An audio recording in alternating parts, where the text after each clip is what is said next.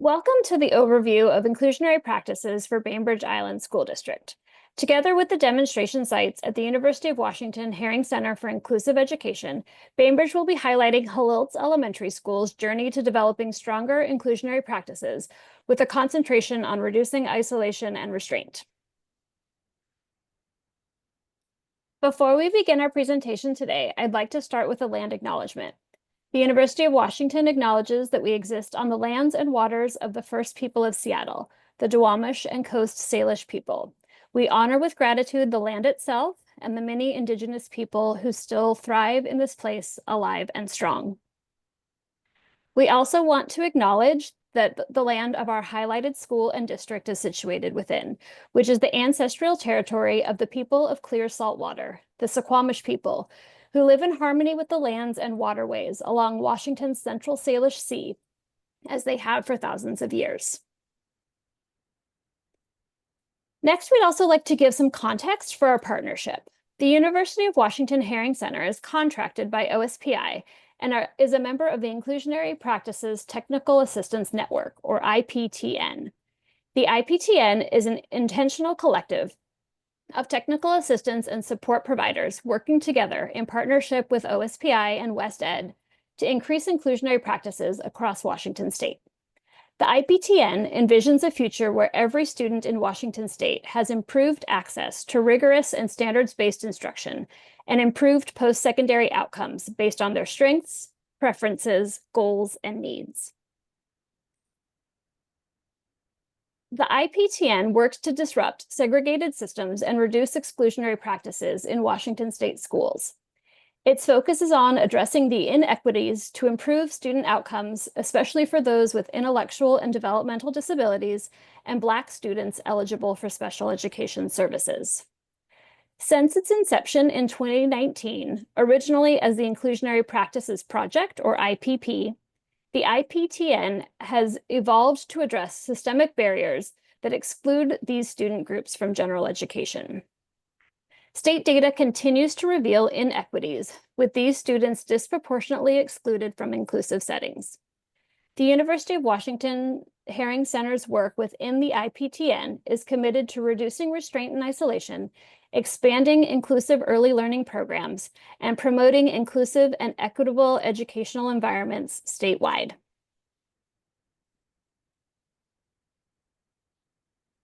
We do this by continuing to highlight inclusionary practices through partnerships with districts and featured schools, which graciously share their journey and invite visitors for a transformational visit experience. Although all of our demonstration sites feature exclusionary practices, we now have two categories of demonstration sites. The first is the continuation of the inclusionary practices, or IP demo sites.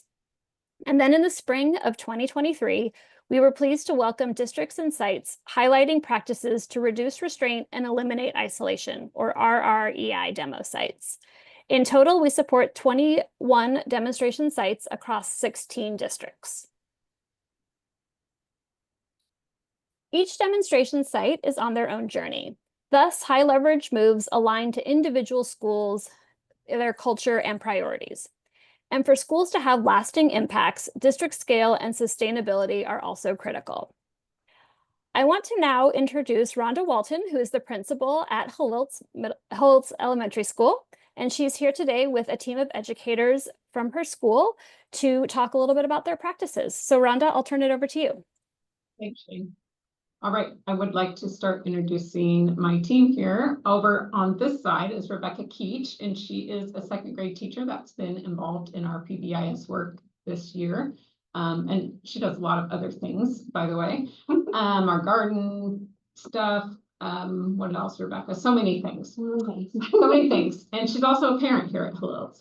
And then this is Nora Gerbeck, and she's one of our amazing paraprofessionals. She has worked in a couple of our programs, and she really has a lot to offer in terms of talking about what it looks like on that side of working on in the special ed department with our precious students served in special services. And then next to me here is Katie Brace, and she is the counselor for us and does a lot of work for social emotional 504s, She's on our PBIS team, and stands out in the cold and greets parents with me in the morning. And I'm Rhonda Walton, I'm the principal here. And this is Sally Cochran, and she is one of our special ed teachers. And she's also working on PBIS with us, and greets a bunch of kids every morning by saying, let's get this party started. So I appreciate that. And kindergartners walk in with great big smiles. And then last is Lisa Woods over here, and she is a third grade teacher, also a PBIS team member, and former parent. You don't have anyone here now. So yeah, and Nora, are you? Yeah. So we have a lot of teachers here that bring their kids here, and we love that. So that's our team. We're happy to be here. All right, there's our school, Xalilc Elementary School. We are in the north end of Bainbridge Island, if you know Bainbridge. And we want to talk today about just how we're working to foster our culture of belonging through our PBIS, or positive behavior intervention supports. We have really turned that up this year. It was started before COVID, kind of took a little dip, as did everything in education. And then we're really starting back up this year, getting that going. We're also really looking at our MTSS systems and structures and procedures and trying to make those work a little better, both for students, but also for teachers, because what we're recognizing is the systems that we have in place aren't always as helpful to them as we'd like them to be. So trying to really narrow that down. And as you'll see later, that'll be in year 2. We're working hard, and a big part of our program is our social emotional learning, which everybody in this room obviously has a part in, everybody in the building. And Katie really does a lot of that. So she'll talk a little bit about that a little bit later, but that's a big part of, creating the culture that we need to and want to help all kids feel a sense of belonging. And then we want to share a little bit about the things that we're doing that we've really been working on over the years, but then this year particularly has been taking a real turn towards more inclusionary practices. All right, a little bit about our school. I want to preface this by saying on the student body side, a lot of that data is from OSPI because it's hard to get the current data. For instance, we just had 2 students in here right before Thanksgiving, and so they wouldn't be reflected in that.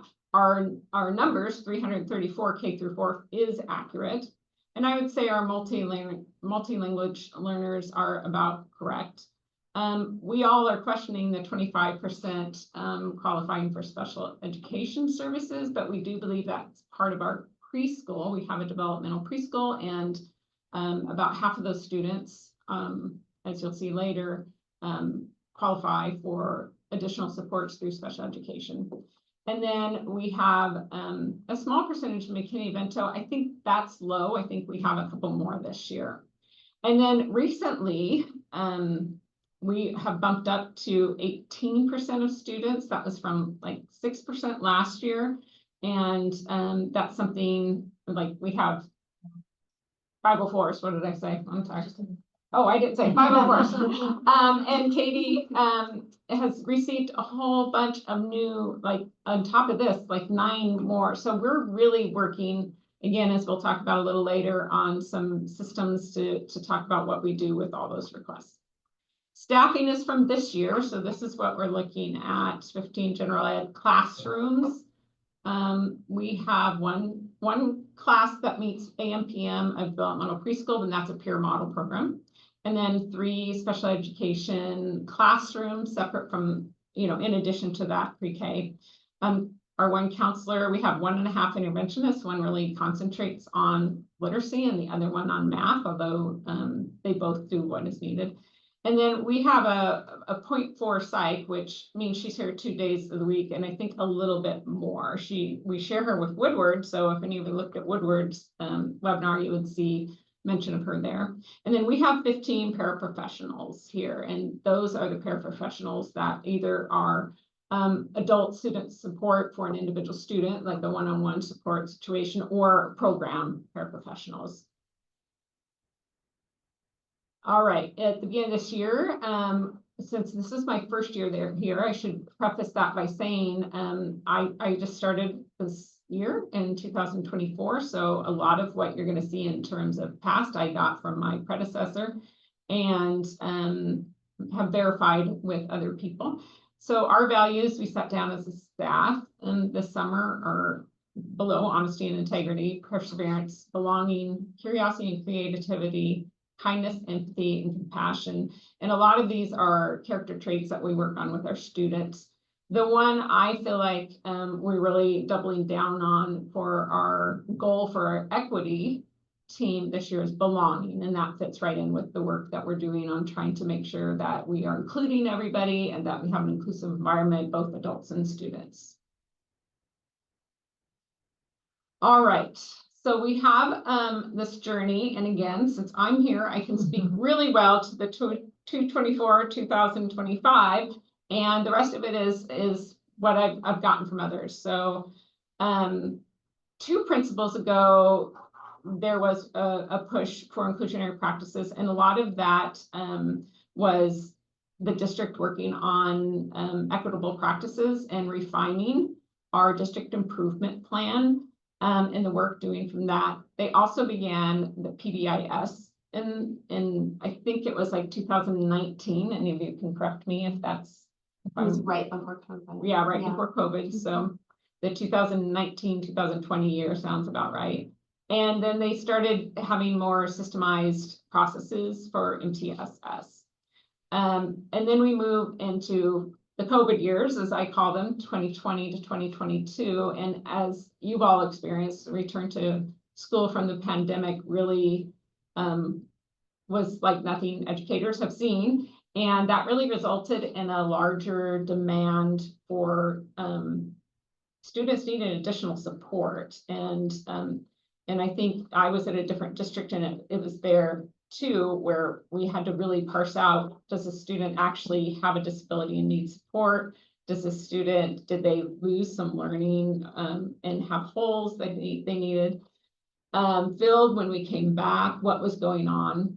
And then as we returned, so I'd say 2021, 2022, we had to really look at maybe some potential overqualifying or potentially doing more pull-out services or having more restrictive environments in that situation because we were trying to figure out what kids needed. And then in light of that, then kind of looking at, oh, wow, are there inequities happening? Are students really getting what they need if they're not in the classroom anymore? And just thinking about that remote learning, who benefited from that and who still struggled. Anything any of you want to add from that time period? Okay, so then this time is when the principal before me was here and we talked a little bit. And again, the district really was concentrated on equity and inclusion. And that spotlight really had adults looking carefully at least restrictive environments and potentially some IEPs that were written with minutes in them that did not perhaps meet what the real needs of the student were. And since I wasn't here during that time, I'm not exactly sure, but I can say even last year there was a classroom, a resource classroom that had students in there and excluded from their gen ed classroom more than we wanted. So we did that. There was some reframing of the culture and we're still doing that. You know, that general ed teachers are teachers for all kids. And so we're coming back around to that. And then at the end of last year, there was a change in one of the special education staff members for this coming year. We moved to a master block schedule. So that was different for all the staff. And then at the end of last year, the prior administrator took a position with the district. So that's when I was hired very late in the season. And then this year now we have really rebooted PBIS. Staff really wanted to have some systems in place to deal with behaviors that were happening and systems to just kind of get the culture back to where it was. And then make sure that we had systems in place that we could keep track of referral data and what was happening with those referrals. And I think moreover, for me, that was like, where are our problem places? Where are our problem times? How are we going about addressing those? What kind of referrals are popping up? And from that data, do we need to be helping groups of students? So we are getting our tier 1 in place. So popping up in that data is, or are the children that needed some tier 2 support. So we've been able to get some of those in place. Our equity focus for the year is on belonging. So we're really working on what that means, who that is for, and looking at that in our classrooms and with everything we do. Our professional development has been how to support all students in the building in all areas. And so that's really around kind of some of that behavior. And really, we have a group of students in 4th grade, which many of you might, that really were impacted by the lack of social interactions early on in their kindergarten, 1st grade year, and that have struggled since then. And how do we support them? And we're working on that, not only from the student level, but how do we change teacher and staff practice to make sure we're supporting them. And then the other thing is we put some data processes in place so that we can really look at that, and we're sharing that with staff regularly. And I think they're surprised by some of the things that they see, but I think it's helpful. So that's kind of the journey that we've been on. When I came here, I was pleasantly surprised about how inclusive we are and how most of our kids are in their classroom a lot of the day. So we made some pretty big moves this year. We are calling them leadership moves for the 2024-25 school year. We're really focusing on the implementation of our PBIS system.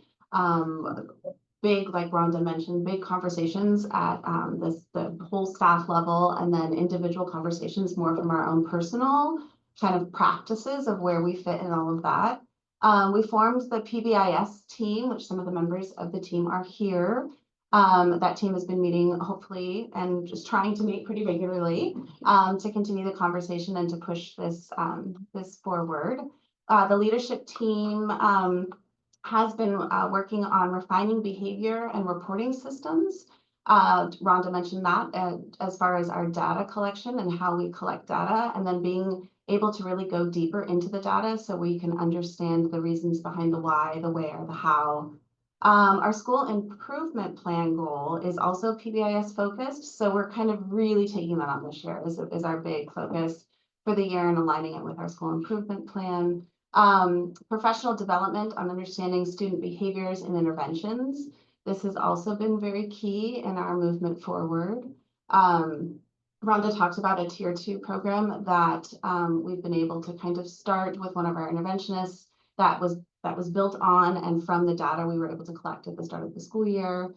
And then continuing to work on a strong school culture of belonging and inclusion. And that is something that we are moving forward with.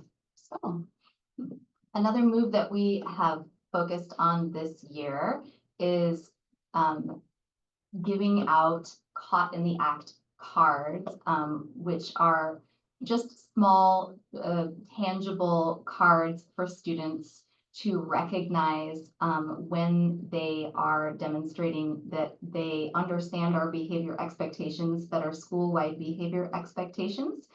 We call those our 3 Bs. And so directly teaching those expectations and then reinforcing students for following those expectations has been a really big part of our year this year. Those little reinforcers you can see in our jar that's on display for all students to be able to walk by in the morning. And the students work together to fill that jar. And then the school can celebrate for positive behaviors. So far, we've done a pajama day celebration, and we're going to be continuing to include student voice and choice in deciding on future celebrations. We have created our system to track data on both the referrals for perhaps some not so wonderful behavior, and also tracking data on positive reinforcers. So our little caught in the act tickets are definitely being tracked as well. And then systems to share that data with all of our staff. So we will discuss that data and share that data in building days and meetings, and then talk about goal setting based on the data that we've collected so far. At the very beginning of the year, it was a big push for us to make sure that students are identifying any adult that they see in the building as a teacher. So our custodians, our lunch, food and nutrition staff, our counselor, any adult that might be in the building is identified as a teacher and also has the power to recognize a student for having a positive behavior. So a caught in the act ticket can really be given by any adult to any student across the building settings. And then we are just continuing to evaluate and refine our systems to discuss as a staff about what we think is really effective and serves our students, and how we can make our systems better and easier for everyone to use as we roll forward into our year 2. Yeah, I wanted to add to the analyzing and refining MTSS systems. It was interesting because when I said, well, what is the system? Because at the beginning of the year, you know, I didn't know anything. I'm in a new district and everything. And our interventionists and our school psych who kind of run our MTSS program had a system in their mind, but the staff didn't necessarily know how to enter into that system. And so that was interesting to me. And so I just kept saying, well, what is this? Like, what is the procedure? So I think that's the work we have to do. It's not that it isn't in place. It's just, how do we get there? And part of that too was there was a feeling of one person having control over whether somebody was able to be evaluated for special ed, you know, should or shouldn't be, and really had to really think about, is that what we want to happen? Is that the model we want? So we really are changing that into a team approach with different levels of support before we get there. So that whole MTSS structure is like, where do we need support? So that is what we're going to work on year 2 as we get there. And I think that's really important. The other thing I wanted to say about just sharing the idea that everyone is a teacher,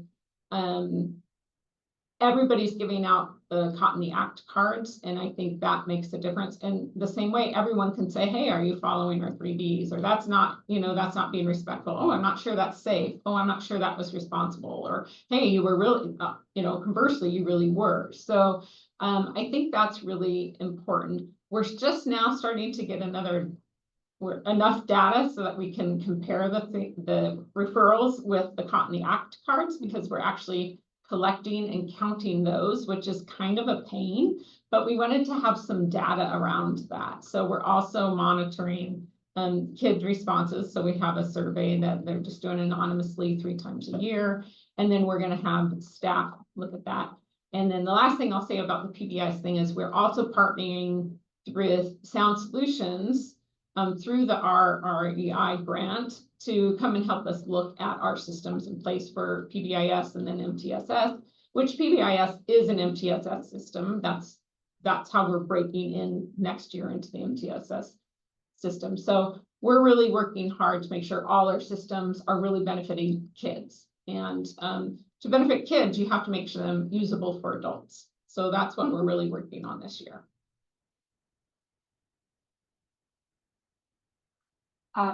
We're just going to do a little overview of the various special education programs that we have in our building. We have one resource room classroom, which we call the whale pod.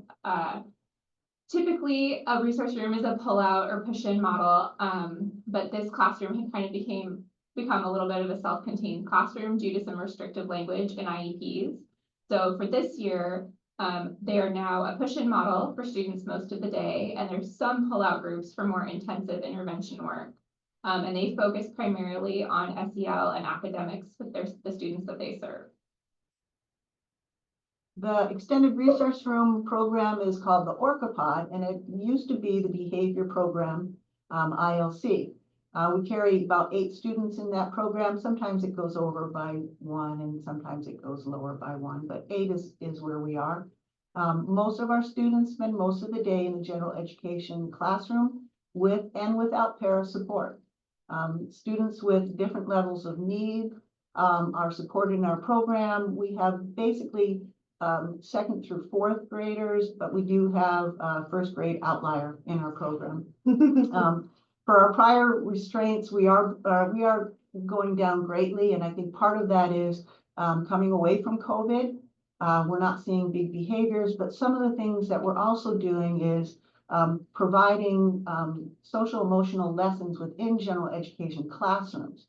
So sometimes teachers come to me with an idea, sometimes kids come to me with an invitation, and sometimes I just invite myself into classrooms. Because what I was finding is when I was doing social groups with just 3 or 4 kids, there were only 3 or 4 kids out of over 300 here in the story. So it works better, I think, when I get out into classrooms and we're all speaking a common language and all the kids in the school know when we say how big is the problem, they know exactly what we're talking about. Yeah, and I want to add that you're also doing some lessons about neurodivergent. Neurodiverse. Yeah, and talking to students just about how we have differences, but how we are the same, and understanding differences, and how to be and act around people. Yeah, that really bolsters our, inclusion, belonging, the things that we're really working on. So Sally is really great about that. And I will add that, we're at 0. Zero restraint isolations. Absolutely. And I think in one room we might have one from a little friend this year, but really going down. Our other extended resource room that we have here, we call the Dolphin Pod, and that was formerly the functional ILC, and serves students with a variety of needs and levels of support, primarily K through 2 students in our program now. There's 6 students in that program, 2 that are primarily self-contained. That's their least restrictive environment, and we do have peers who come in and interact with them in our classroom. But for the most part, those 2 are currently spending their day in our Dolphin Pod classroom. The other 4 spend all or most of their days in their general education classrooms with para support.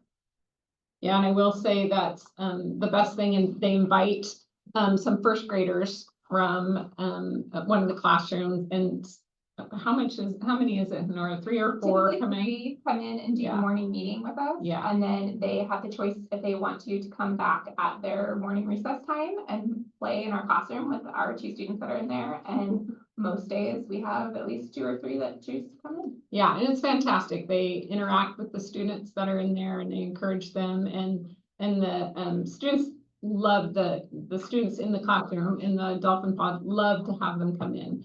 And so I think that's really that reverse inclusion sometimes is how we start that inclusion process. So that reverse inclusion is really wonderful. I really love to be in there when they're there and doing that. And then Sally, were you going to talk about pre-K? Yeah, we have a developmental preschool, which it does not have a pod name. I don't know why. And it's a peer model program. They have a morning session and an afternoon session, but this year they've started a pilot program that has an extended day for 2 students that are served in special education, and 2 peer models. They attend both the AM and the PM sessions. 14 students are supported with IEP plans. Yeah, and I will say the students this year that are in our that have come to us in our pre-K developmental pre-K program do have very high levels of need for support, and so we're working through that. And it's kind of unusual to have that many students have that much need. So we're working through that, and it's working out. Our I wanted to say too, our whale pod teacher is new this year, and interestingly, she has always worked in a system that's fully inclusionary, and so when she started, some parents were saying, how come my student's not in your room all day? And that was, that was interesting for both she and I to hear. And she's really had to work with them and convince them that the least restrictive environment for their student and the place where they're actually getting the benefit of more instruction, time with their peers, hearing different types of instruction and feedback is really benefiting them, and they're all making gains. And so I was in an IEP meeting the other day, and the mom said, finally, you sold me. So that was really nice to hear, because the teacher was a little bit nervous that that mom was going to come and say, nope, I want him back in a pretty much self-contained class, and the student really is managing themselves in the gen ed classroom really, really well, and doing well and growing with the right support, of course. Okay, so in the realm of school counseling, similar to other school counselors in other schools, I do a lot of one-on-one support with students, small group support. We have different small groups with whether it's around anxiety or changing families, and whole class instruction on different SEL topics and PBIS related topics for the whole class. And as the counselor team and as a district, we work together to kind of align what we're doing district-wide, and we really worked on refining our tier 1, tier 2, and tier 3 supports and what they look like as a counselor, and teaching to that. We also, I also support the families.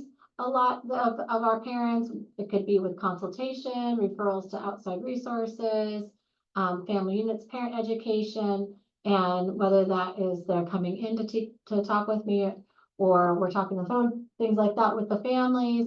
We also are, as a school counselor, I'm also the PBIS team and the leadership team and the MTSS team, and supporting our district sub team, social emotional behavior team. And don't want to forget talking about 504s, which we mentioned earlier. As the 504 coordinator here in the school, we're really looking into how our 504s best support our students, and really refining and honing in on a better process of how it's determined whether a student needs 504 accommodations, a 504 plan, or whether they don't need that, and they are supported through universal supports that our teachers do generally.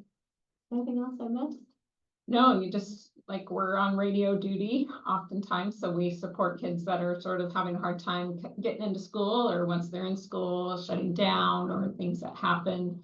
But Katie doesn't handle any like discipline or anything like that. She's just there sort of for the support for the student emotionally, and her room is kind of a revolving door sometimes of kids that just need to come and talk or take a break. And things like that. So we really rely on her pretty heavily for a lot of things. So I wanted to we're going to start wrapping up here, but I wanted to talk about our 3-year plan.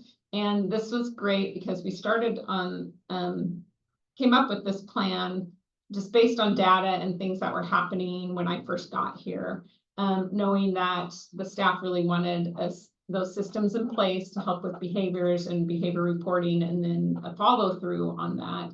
And as I said earlier, started to like have students, teachers, parents, and things want to go through the MTSS process, learned really quickly there wasn't much of a process. And then again, when I look at the inclusion, I'm really, really impressed with the amount of inclusion here, and have also need to acknowledge that sometimes our classroom teachers haven't been prepared for that type of inclusion. So it's great to move a district, a school into an inclusionary system. But if you don't prep the gen ed classroom teachers to be the main teachers of students that have specific needs that need to be addressed in an individual education plan, then things can go wrong. So noticing that we might need more support. So starting again in the PBIS system where we're really working on the SEL and behavior supports through an MTSS type system, then we'll move more into academic next year. How do we support with those academic needs? And then finally, year 3, what does it look like to have full inclusion? And we have a couple of teachers and a couple of special ed teachers and paras that are really doing that modeling already. And so that's really coming together nicely. So all at the center of that is student belonging and making sure that it's all students feel like they belong here. And we're really keeping a close eye on that and making sure our culture is accepting, there's a sense of belonging, everyone feels, you know, that inclusion. All right, so we have celebrations this year. We've made great gains with our PBIS systems, really strong implementation by almost all our staff. Our students are super excited about it. And I get comments all the time about how happy kids are at school and that the mood is happy. And I really love that. That's really tells us our culture is manifesting, right? The things that we're doing to make our culture feel welcoming and in like kids belong and that there's a sense of everybody is here together. Love hearing that. And if you're going home and telling your family that, that's something. We're also like, oh, that says date highlighting student needs. I'm sorry, that should have said data highlighting student needs and tier 2 supports. That, you know, those supports are starting to be put in place. They're really starting to work. And part of it's not saying that those tier 2 supports, it doesn't mean that some of the students that we're supporting on that tier 2 level are all of a sudden not needing more support. They are, but they're in place and the students are reporting they like the support, it's helping them and they want to go. So I think those are the things that help us know that we're on the right track. So a lot of celebrations this year. I could have gone on and on with the celebrations.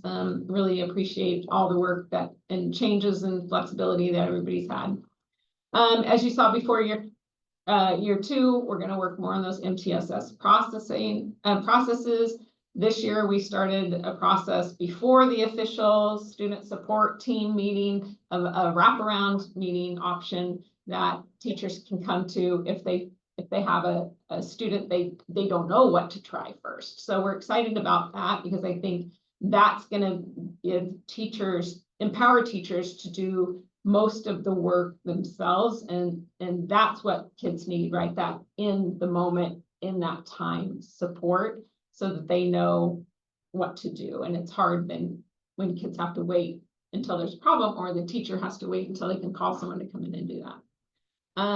We're working on that 504 structure. I don't know about other places, but we're really getting a lot of requests for 504s as a whole in Bainbridge Island, but Xalilc in particular has a lot. So we're trying to figure that out. What's that about and what systems do we need to put in place so that, again, we just got 9 since like the middle of November. So what is that about and who are those for and how do we figure out what the students really need and what's different than what we know is already happening in our school, which is a lot.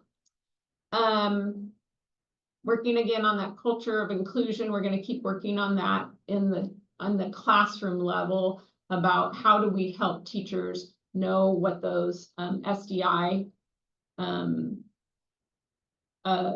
strategies are. And how do I help my students? Maybe that's reading at a kindergarten level and students that are reading maybe at a 4th grade level. How do I accommodate for all those students and all the accommodations that are needed? We'll continue with PBI systems. And then we're going to really work on the inclusion this year. As I said, a couple of teachers are doing a great job. A lot of paras going into a lot of classes and really modeling those inclusive practices in the classroom. I have a couple teacher, special ed teacher partnerships that are co-teaching, co-planning, And that's been really effective. And then we're starting, as Sally said, to really think about a universal schedule of supports for our paras, because we just don't have, we have quite a few, but we never have enough for what's really needed and all the places it's needed and all the time. So how do we share a little bit of the resources that we have that are really very skilled, and we can, instead of thinking of hiring more, use them in the best way possible in our building. So that's what we would love to share with you. If you'd like to come and visit, we'd love to see you. I want to just thank the team from Xalilc. You gave us a lot of great examples of the really great work that you guys are doing within all the settings in your school building. So we are excited. We're excited for the work you're doing, excited for the story that you're sharing, and excited for people to come visit. And if you want to just go to that last slide, we can share a little bit more information about our IPP demo sites in general, but also specifically about the Bainbridge Island School District and Xalilc Elementary School. You can find information specific to the schools and the districts, and you can also find inclusive education resources, school artifacts, and some of our tip sheets. So feel free to check out the website and check out specifically Bainbridge and Xalilc. And thank you guys again for your time. And we'll see you guys all later. Thanks.